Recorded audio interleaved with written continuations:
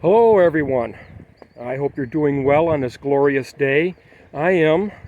Another glorious day in northern lower Michigan. Beautiful sky.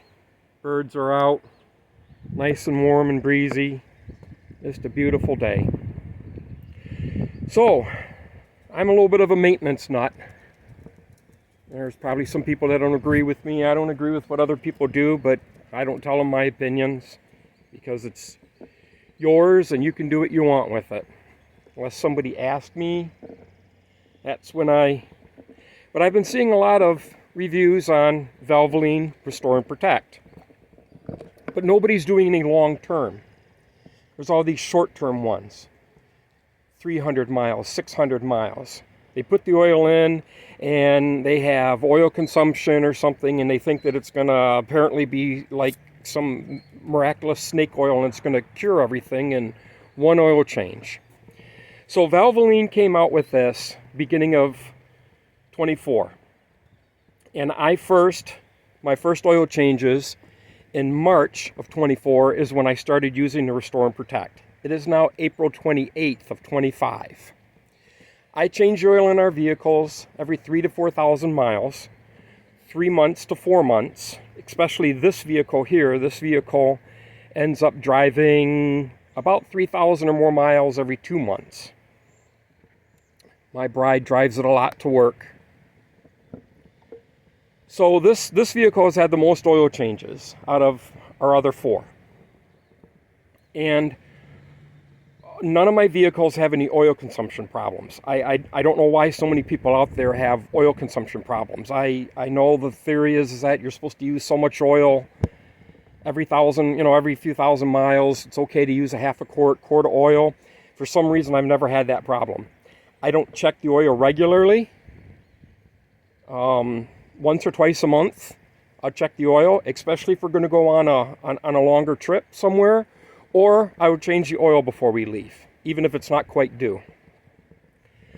Everything we have, except for the newer Explorers, call for 520.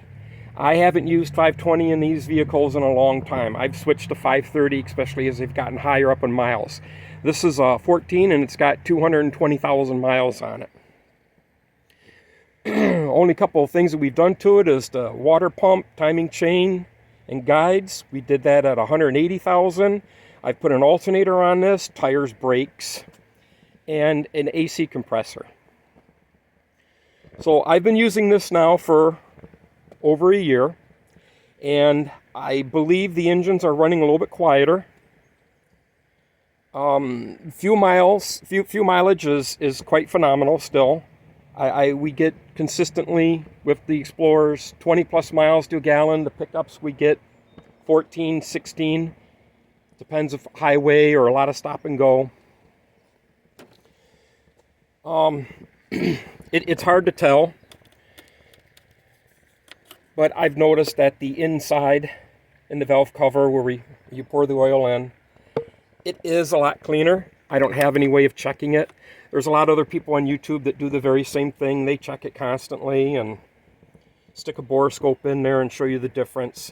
So I'm going to go with what they say. But nobody seems to be doing anything long term. They do something and they put it in and then they do, a little review a little bit later. And like I said, they'll say, 600 miles later and I've used oil or it's not really doing what I thought it would. Well, I'm impressed with it. It is pricey. I get it at Walmart. It's $30 for 5 quarts, $10 for the additional. So I get several 5-quart ones. This is one of the ones that I tap off of to top everything off with. I switch back and forth with the Fram filters. Either I use the Tough Guard or the Extra Guard. I'm really happy with the oil. I think the engine sounds quiet. Like I said, there's been no fuel consumption or no oil consumption in the whole time that we've owned this vehicle. As you can see,